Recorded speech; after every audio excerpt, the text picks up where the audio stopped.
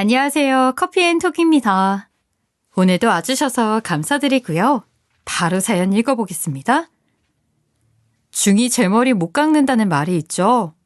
사람이 한 분야의 전문가라고 해서 가까운 사람의 문제까지 전문가로서 알아채지 못하는가 봅니다. 저는 결혼 전부터 얼마 전까지 대학병원 간호사로 일해왔는데요. 별의별 환자를 다 봐왔지만 제 시어머니가 환자일 줄은 꿈에도 몰랐어요. 다가고도 믿을 수 없는 저희 시어머니의 놀라운 병에 관한 이야기를 지금부터 시작해 보겠습니다. 예, 넌 참 야무지게 생겼구나. 아주 나랑 잘 맞겠어. 더 볼 것도 없다. 난 합격이야.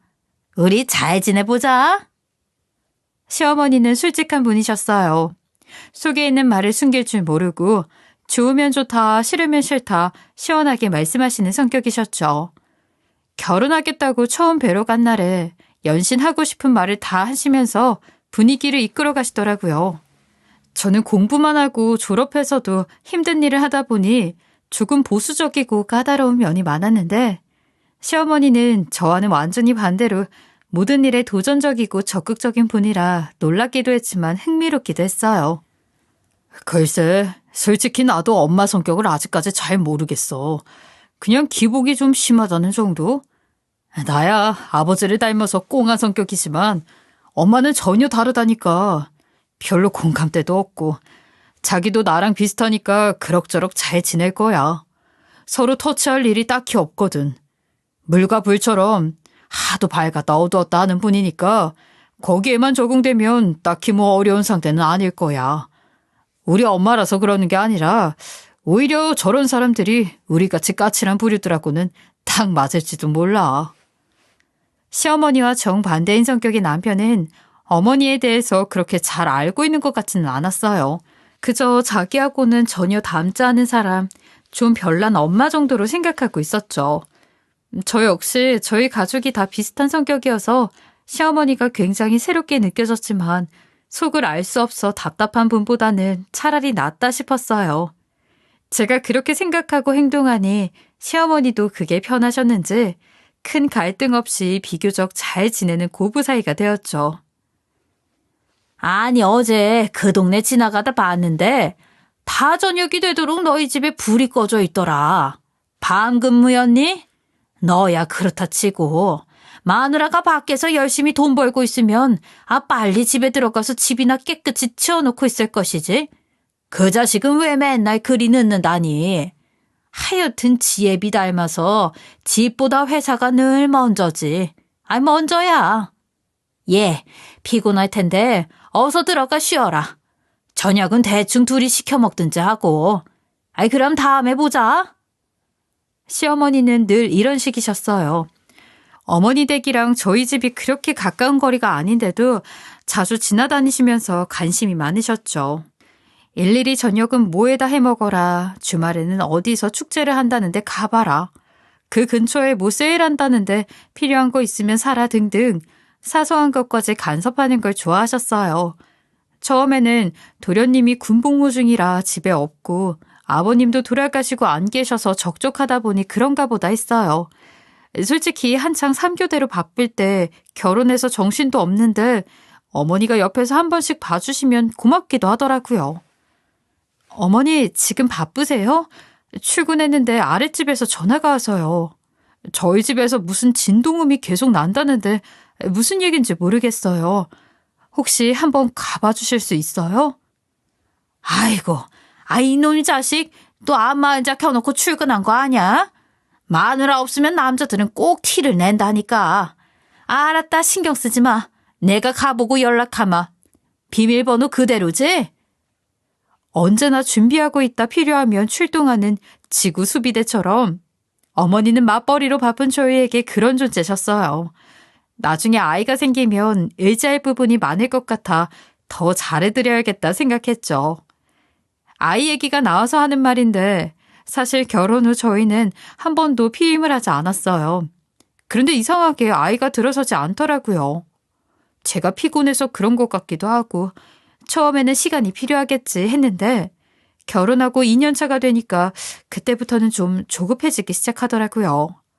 그런 저를 보고 있자니 남편이 안타까웠는지 당분간이라도 쉬어보는 게 어떻겠냐고 말했어요. 일 시작하고 한 번도 못 쉬었는데 쉬면서 마음 편히 가지면 건강도 좋아지고 아이도 찾아오고 할 거야. 임신하고 아이 어느 정도 키울 때까지 쉬어도 되고 안 되면 내가 혼자 벌어도 우리 식구 먹고는 사니까 너무 걱정 말고 그만두는 거 한번 생각해봐.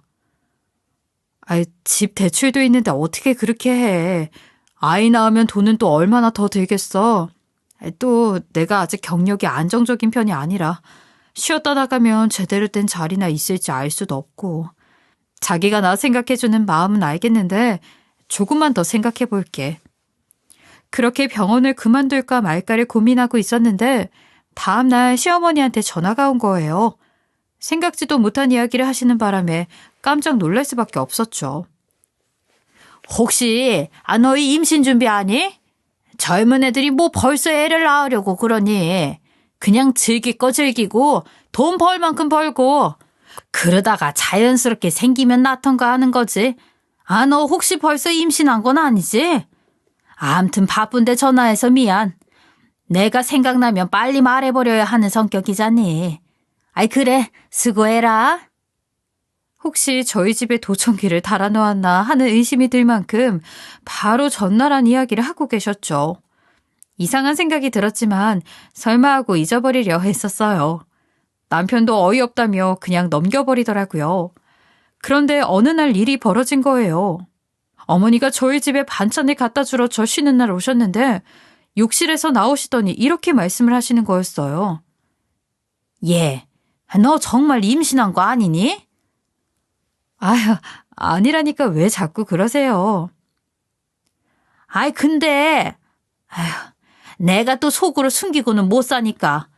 너 욕실 캐비넷에 여성용품 두고 쓰잖아.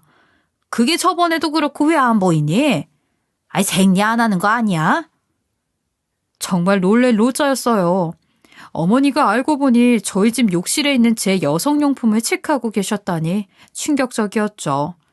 너무 대놓고 보이는 것 같아서 언젠가부터 수건 뒤에 숨겨뒀었는데 그럼 그 전부터 그걸 예의주시하셨다고 생각하니 소름이 끼쳤어요.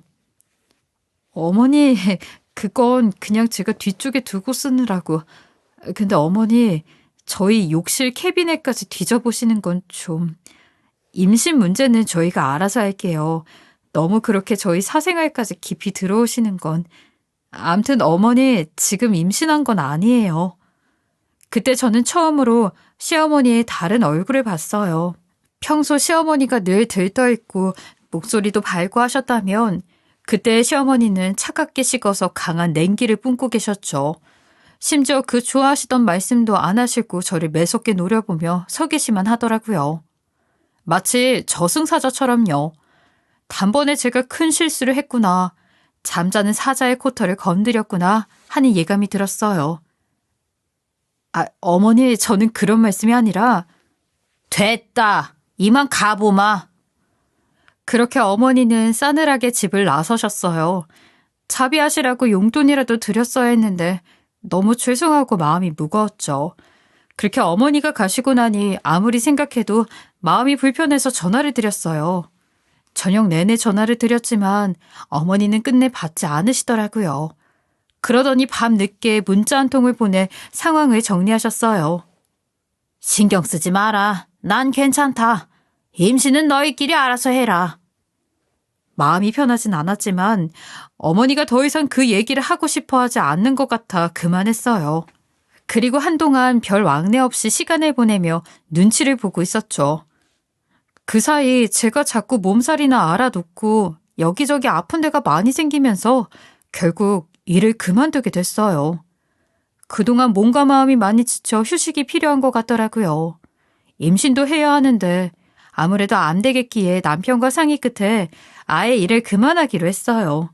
아이가 생겨도 3교대를 계속하기는 너무 힘들 것 같아 어느 정도 키운 후에 동네 병원을 알아보든지 하려고요. 당장 주택담보대출이랑 생활비랑 내면서 외벌이로 버텨야 하는데 대출 다 갚으면 그런 대로 아끼면서 살 수 있을 것 같아서 그렇게 하기로 했죠. 그리고 병원을 그만두고 집에서 쉰 지 일주일쯤 지났을 때 시어머니가 갑자기 전화를 하셨더라고요. 너 혹시 병원 그만뒀니? 내가 오늘 여기에 너 같이 일하는 분들이랑 먹으려고 케이크까지 사서 왔는데 사람들이 네가 그만뒀다고 그러네? 아, 이게 무슨 소리니? 아니, 너는 왜 그런 일을 나한테 이런 방구도 없이 진행하니? 응? 멀쩡한 일을 왜 그만둬? 우리 아들 혼자 죽어라 벌어서 먹여 살리란 말이냐? 아, 얘가 왜 이렇게 책임감이 없어? 나 참 어이가 없어서. 아, 이 개망신을 어떻게 해? 아, 참네. 시어머니가 하필 이럴 때 병원에 오셔서 헛걸음하신 건 알겠는데 제가 일을 그만두는 것까지 어머니한테 허락을 받아야 하나.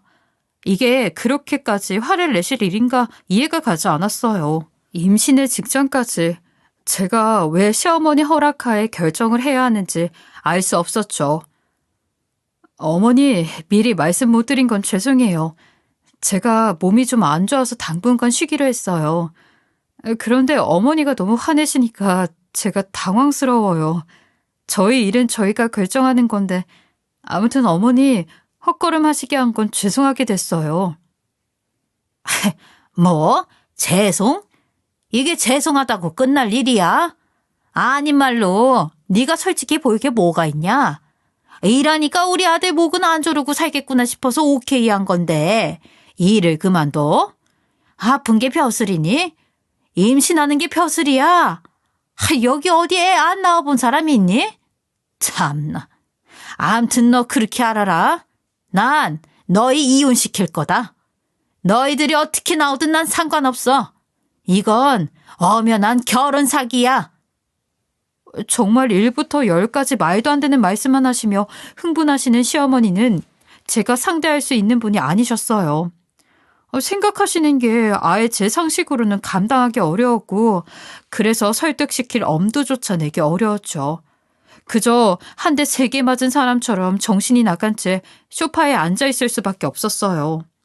그날 저녁 남편이 퇴근길에 시어머니 댁에 불려갔고 밤이 되어 돌아오더니 엄마가 좀 이상한 것 같다고 하더라고요. 미안하다고. 그런데 상식적으로 말이 안 통하니 당분간 엄마 신기를 건드리는 게 좋지 않겠다고 했어요. 아이, 왜 별일도 아닌 걸로 저렇게 노발대발 하시는지 모르겠어. 엄마가 워낙 속마음 잘 숨기지 못하는 분이기도 하지만 아주 가끔 몇 년에 한 번씩 어두운 면이 나오시는데 이번이 그때인 것 같아. 예전에 할아버지가 엄마한테 무슨 잔소리를 하신 것 가지고 아버지랑 싸운 적이 있었는데 그때도 지금이랑 분위기가 비슷했어. 암튼 절대 쉽게 넘어가지 않을 텐데 골치 아프게 생겼다. 그래도 자기는 신경 쓰지 마. 우리가 잘못한 건 없잖아. 며느리인데 어떻게 신경이 안 쓰이겠냐마는 마땅히 할 수 있는 일도 없어 저는 그냥 납작 엎드려 조용히 있었어요. 하필 그렇게 이상한 상황이 흘러가고 얼마 뒤 시어머니 생신이 다가왔어요. 분위기는 그래도 안 찾아뵐 수도 없고 난감한 상황이었는데 남편이 그냥 가서 얼굴만 비추고 오자고 해서 케이크를 사들고 억지로 어머니 댁에 갔죠. 솔직히 발길이 떨어지지 않더라고요. 어머님, 생신 축하드려요. 어머니는 아무것도 없는 썰렁한 집에서 불을 끄고 혼자 TV를 보고 계셨어요. 당연히 저희가 왔는지 무슨 말을 하는지 관심도 두지 않으셨고요. 그 모습이 너무 답답했지만 어른을 상대로 이리저리 따질 수도 없고 그냥 가만히 남편 옆에 있었어요. 엄마, 생신인데 우리 맛있는 거 먹으러 가요. 예? 아니면 여기서 시켜 먹을까? 남편의 그 말에 어머니가 갑자기 고개를 획 돌리더니 저희 부부를 무섭게 쏘아보시더라고요. 그러더니 드디어 입을 떼셨어요. 아니, 너희는 엄마 생일인데 와서 생일상은 못 차릴 망정? 시켜 먹자는 말이 나오니? 됐고, 그거 들고 온 거 뭐니? 케이크 쪼가리지? 아, 그거나 펼쳐라. 그래도 생일인데 소원이나 빌게. 저희는 어머니가 드디어 마음이 풀리셨다 싶어 얼른 케이크를 내려놓고 초에 불을 붙였어요. 이제 모시고 나가 맛있는 거 먹으면서 사정 이야기를 잘하면 예전으로 돌아갈 수 있겠다 싶었죠. 그런데 아이고, 천지신령님, 내 소원 좀 들어주쇼. 내가 도저히 억울해서 살 수가 없습니다. 아니, 더 이상 제 멋대로 구는 걸 못 보겠습니다. 제 소원은 한 가지입니다. 제발 저것들이 이혼을 해서 내 눈앞에서 안 보였으면 좋겠습니다. 하이, 엄마, 지금 뭐 하시는 거예요? 케이크에 촛불을 끄기 전에 어머니가 비신 소원은 바로 저희가 이혼하는 것이었어요. 어떻게 저희가 보는 앞에서 저렇게, 그것도 합당한 이유도 없이 대놓고 저러시는지 저는 도저히 이해가 가지 않았어요. 남편이 중간에 끊어서 망정이지 그냥 뒀다면 대체 무슨 소원까지 비셨을지 끔찍하더군요. 아니, 무슨 말도 안 되는 소리를 하고 있어. 이혼이 무슨 애들 장난이야? 엄마, 진짜 왜 그래요?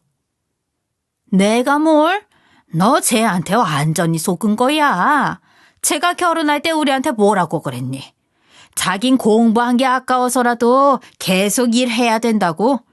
돈 많이 벌어서 어머니 해외여행도 보내드리고 가족끼리 여행도 자주 가요. 라고 했어, 안 했어? 제가 버는 돈이 얼만데. 그래서 내가 평생 돈 벌어다 줄 며느리라고 결혼할 때 별로 받지도 않았는데 이제 결혼한 지 얼마나 됐다고 일을 그만둬? 다 거짓말이야. 쟨 날 속였어. 거짓말쟁이야. 사기꾼이라고. 알았어? 네가 아프면 나보다 더 아파. 늙은 어미도 가만히 있는데 젊디 젊은 것이 어디서 감히? 남편이랑 어머니는 납득도 안 가는 이야기로 계속 언성을 높였고 듣고 있는 저도 참기 어려워졌어요.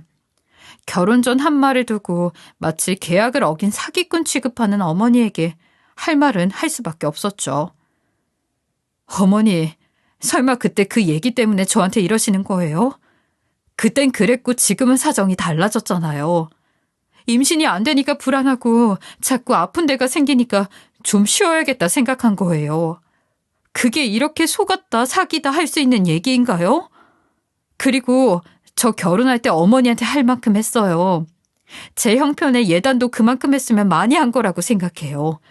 혼수도 저희 집에서 나름 남부럽지 않게 해주신다고 해주신 거고요. 그런데 그 얘기를 꺼내시니 저도 섭섭하네요.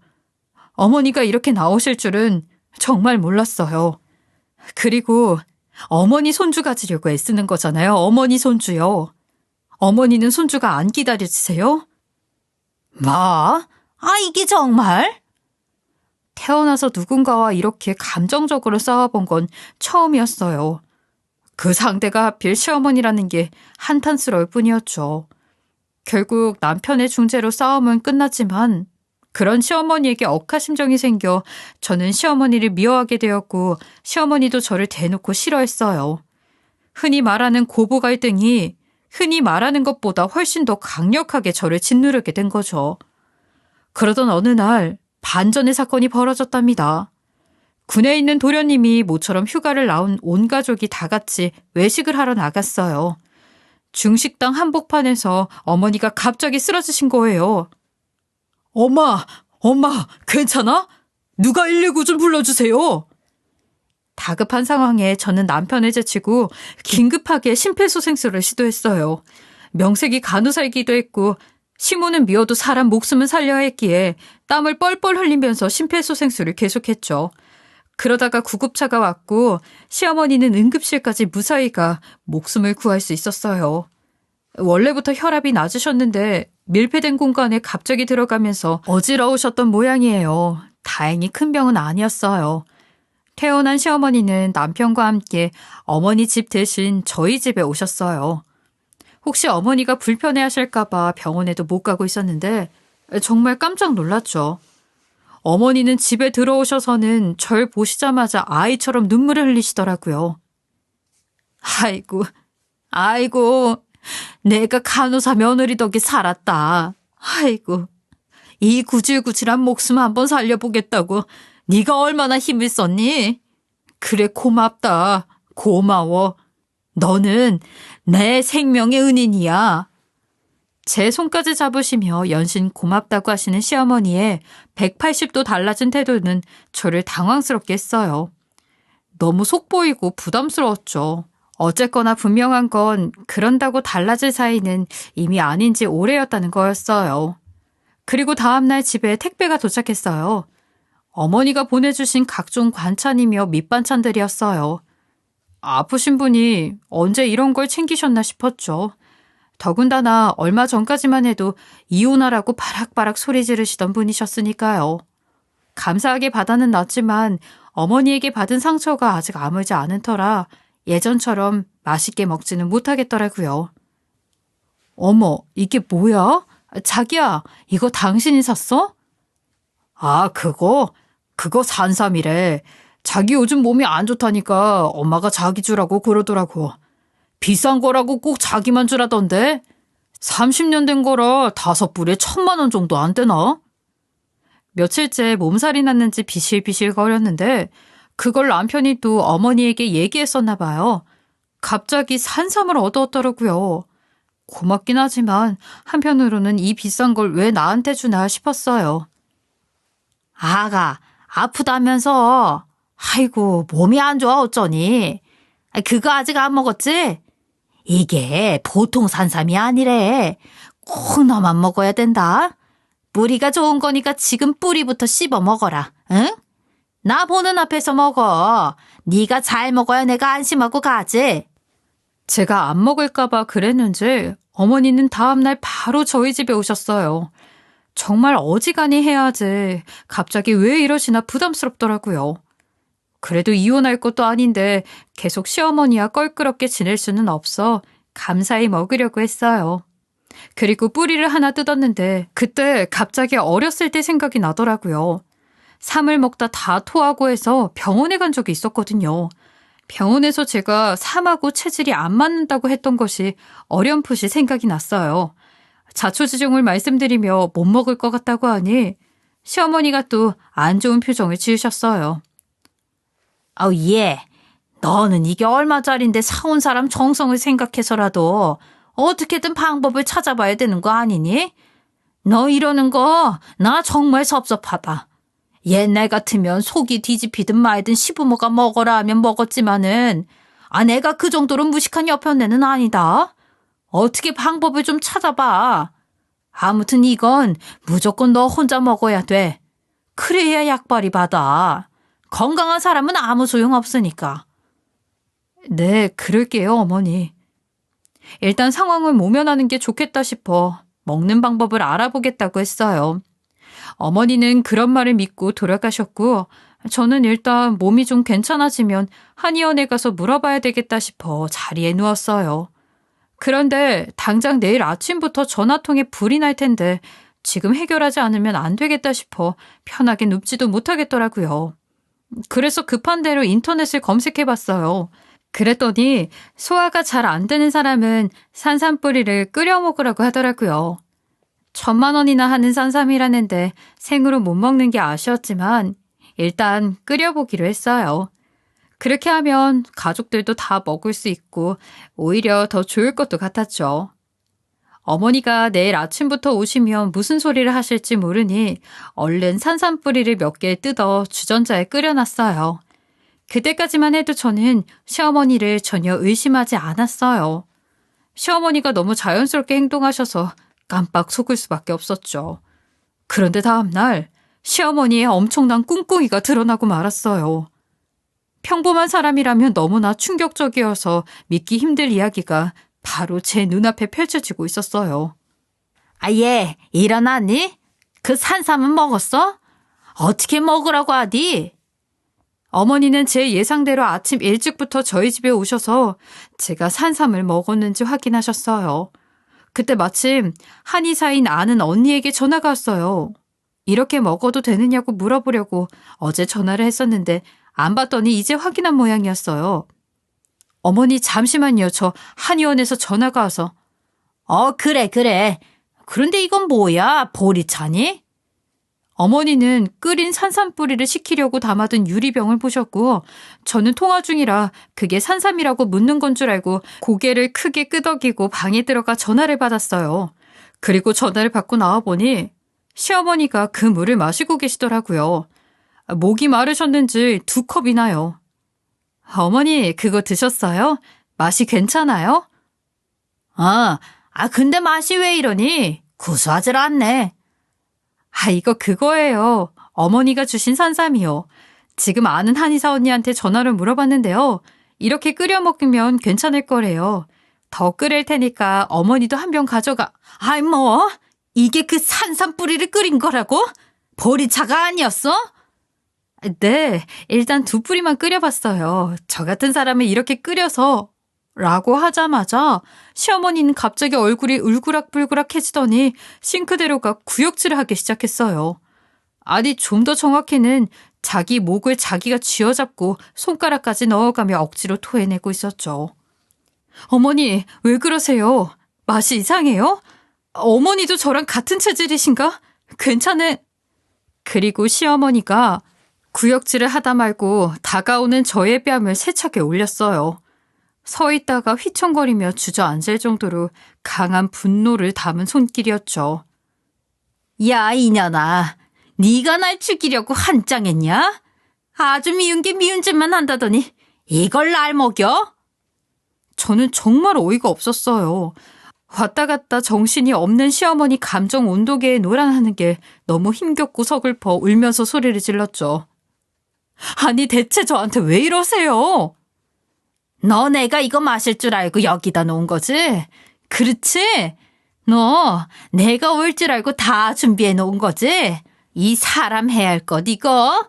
어디서 감히 보리차라고 속이고 산삼 끓인 물을 먹여? 시어머니는 분노를 참지 못했고 갑자기 전화기를 찾아 헤매더라고요. 그러더니 119에 본인이 직접 신고를 하고 당장 응급실에 가야 된다고 빨리 오라고 하는 거였어요. 내가 독초물을 마셨다고요? 그것도 2컵이나. 빨리 와요, 빨리. 나 죽어요. 어서요. 독초라니. 저는 제가 잘못 들은 건가 싶어 어머니께 물었어요. 어머니, 그게 무슨 소리예요? 독초라뇨. 산삼 뿌리를 뜯어서 끓인 거라고 말씀드렸는데 그걸 못 믿고 지금 독초라고 하시는 거예요? 정말 너무 하시는 거... 아니, 어머니, 설마 이거 독초였어요? 저 마시라고 설마 독초를 주신 거예요? 시어머니는 분노와 죽음의 공포 사이에서 너무 떨고 있어서 제 얘기는 들리지도 않을 것 같았어요. 그때 마침 119에서 출동을 했고 시어머니가 응급실로 실려갔어요. 구급대원이 보호자냐고 물었지만 일단 아니라고 했어요. 제가 쓰러질 마당에 거길 쫓아갈 경황은 없었으니까요. 저는 제정신이 아니었고 한동안 난리가 난 집에 주저앉아 멍하니 있어야 했어요. 그러다가 정신을 차려보니 너무 서럽고 무서워서 눈물이 펑펑 나더라고요. 그래서 남편에게 전화를 걸었어요. 자기야, 빨리 집에 와줘, 빨리. 이거 들고 병원에 가야 돼, 빨리. 놀란 남편이 후다닥 집으로 달려왔고 난장판이 된 집을 보며 무슨 일이냐고 물었어요. 저는 산삼과 뿌리 달인 물을 가리키며 그거 들고 빨리 어머니 계신 병원으로 가보라고 했죠. 의사한테 저거 드셨다고 해야 한다고. 그리고 남편과 저는 어머니가 계신 병원에 가서 의사를 만났어요. 의사 역시 독국물 중독 증상을 보인다며 산삼을 보고 싶어 했어요. 이거군요. 저도 약초는 잘 모르지만 인삼 비슷하게 생긴 독성 식물을 먹고 응급실에 실려온 환자 사례가 가끔 있는 걸로 알고 있어요. 이게 그 독초인지는 알 수 없지만 살충제 성분이 포함되어 있어서 오심구토는 물론 중추신경을 마비시키고 호흡장애를 일으켜 목숨을 앗아가는 일도 있다고 하는데 독초를 산삼으로 오해해 잘못 드셨나 보네요. 다행히 환자 스스로 구역질을 해내 물을 많이 토해내셔서 큰 이상은 없는 것 같습니다. 찾아보니 풀 전체에 독성이 있어 잘못 먹으면 복통 설사에 심장마비까지 일으키는 인삼 닮은 독초가 있다고 하더라고요. 저는 시어머니가 저에게 그걸 먹이려고 했다는 생각에 치를 떨었어요. 아무리 며느리가 싫어도 그렇지 어떻게 그럴 수가 있는지, 치명적일 수도 있다는 걸 알면서 독초를 산삼으로 속여 끝까지 먹이려 했다는 사실이 믿어지지 않았어요. 남편 역시 이 사실을 믿기 어려워했고 저희들 사이엔 한동안 아무 말 없이 무거운 침묵이 흘렀어요. 그리고 잠시 후 간호사가 다가와 환자가 너무 난동을 피운다며 보호자가 와야 할 것 같다고 말해 할 수 없이 둘이 함께 어머니에게 갔죠. 아이, 독을 먹었다고 당장 위세척을 해야 한다는데 왜 안 해줘? 너희들이 그러고도 의사야? 여기가 병원이야? 나 다른 병원 갈 거야. 아, 빨리 나 살려내, 이 사이비들아. 살려고 바락바락 악을 쓰는 시어머니를 보니 저는 참을 수가 없었어요. 그래서 시어머니의 얼굴에 들고 온 독초를 던져버렸죠. 정말 저한테 이걸 먹이려고 하셨어요? 정말 그러셨어요? 사람이 그래도 아들하고 같이 사는 여자한테 어떻게. 어머니 제정신이세요? 어떻게 나한테 그래요? 어떻게 나한테. 어떻게 사람이 이렇게 악마 같은 짓을 할 수 있어요? 어떻게. 완전히 이성을 잃은 저는 미친 사람처럼 난리를 쳤어요. 직장 하나 관둔 걸로 결혼 사귀다 어쩌다 하면서 이혼시키려고 하더니 이제 하다하다 저를 없애려고까지 했다는 사실에 온몸에 소름이 다 돋았죠. 결국 저는 독초를 먹은 시어머니 옆에서 쓰러졌고 응급실에 누워있는 신세가 됐어요. 눈을 떠보자 제 옆에는 남편이 있었어요. 자기야, 괜찮아? 괜찮은 거지? 저기요, 여기 깨어났어요. 빨리 좀 와주세요. 남편은 눈물범벅으로 제 손을 잡고 애타게 깨어나길 기다린 모양이었어요. 실신한 걸 가지고 독에서라도 깨어난 것처럼 정신 못 차리는 모습을 보니 안쓰럽더라고요. 마음 같아선 남편이고 뭐고 다 끝내고 소송으로 가고 싶었지만 남편의 얼굴을 보니 또 달라지더군요. 괜찮아. 어머니는. 엄마 얘기를 뭐하러 물어. 괜찮지? 괜찮은 거 맞지? 큰일 나는 줄 알고 내가 얼마나 놀랐는데. 남편은 갑자기 아이처럼 울었어요. 그때 군복을 입은 도련님이 응급실로 뛰어들어오는 게 보였어요. 도련님, 형수, 괜찮아요? 이게 대체 무슨 일이야, 형? 그것 봐, 내가 말했지? 엄마 치료 필요하다고. 내가 이럴 줄 알았어. 결국 엄마가 우리 가족 다 망쳐놓을 줄 알았다고. 조용히 해, 임마. 마침 휴가를 나온 도련님은 형의 연락을 받고 병원으로 왔고 충격적인 이야기를 해줬어요. 아무래도 일찍 독립한 형보다는 어머니와 둘이 산 시간이 길기 때문에 어린 도련님은 어머니의 이상한 증세를 오래전부터 의심했었던 거죠. 그래, 어쩌면 네 말이 맞는지도 몰라. 그럼 그게 사실이라면 우리 이제 어떡하니? 결국 남편과 도련님은 저희 집에 돌아가 긴 대화를 나눈 끝에 어머니의 치료를 시작하기로 했어요. 위세척이 아니라 정신과 치료를요. 전부터 이상했던 행동을 생각해보니 경계성 인격장애가 의심됐고 환자 스스로는 벗어나기 힘든 지경인 것 같아 치료를 시작하기로 보호자끼리 합의한 거였어요. 두 사람이 심각하게 밤새 얘기하는 동안 저는 옆에서 가만히 듣고만 있었어요. 어머니가 정신병이라면 차라리 이해가 갈 것도 같았고 한편으로는 계속 치료하고 돌보면서 고통받을 날들이 벌써 끔찍하게 느껴지기도 했죠. 오만 가지 생각에 잠이 오질 않았어요. 남편과 도련님은 결국 저에게 동의를 구하고 병원 의료진의 협조를 얻어 같은 병원의 정신과 병동에서 어머니를 치료받게 했어요. 그 과정에서 어머니는 우울, 분노가 왔다 갔다 하는 기복이 매우 심한 중증 경계성 인격장애 진단을 받았고 저를 해하려 한 전적이 있으니 담당 의사는 입원 치료가 필요하다고 했어요. 어릴 적에 안 좋은 일을 많이 겪고 자라신 것 같습니다. 벌써 세월이 오래 지났는데 한 번의 치료도 없이 평생을 살아오셨으니 본인도 힘들었겠죠. 병인지조차 인지를 못하고 사시는 분들이 많습니다. 이런 경우 가족들이 극심한 피해를 겪게 되는데 용케 잘 버텨오셨네요. 지금부터라도 입원 치료하면서 좋아지시길 바라봐야죠. 물론 어머니 본인은 끝끝내 거부하셨지만 가족을 위해 남편과 도련님은 보호자로서 긴급 입원 동의를 하고 어머니의 입원 치료를 시작하기로 했어요. 이 놀라운 일들이 벌어지는 동안 저는 집에서 쉬면서 한동안 생각을 정리했습니다. 계속 이 결혼을 끌고 갈지 말아야 할지 고민됐어요. 하지만 사죄하는 남편의 진심을 느꼈고 서서히 마음이 풀려 이혼은 하지 않기로 결심했죠. 그 무렵 저희 부부에게는 아기가 생겼습니다. 임신 사실을 알게 된 순간 하늘이 주신 선물이라 생각하고 감사의 눈물을 흘렸어요. 그리고 처음이자 마지막으로 어머니를 면회하러 갔죠. 잘 지내셨어요? 네가 감히 여기로 다니? 아, 정말 낯짝도 두껍구나. 저 임신했어요. 어머니 손주예요. 어머니는 갑자기 아무 말도 하지 않으시더니 눈물을 보이시더라고요. 그렇게 한참을 울더니 아까 호통치던 모습은 온데간데 없는 작은 목소리로 말씀하셨어요. 예, 나 약 먹으면 낫는 거니? 낫는 거 맞아? 글쎄요. 치료 잘 받으셔야지요.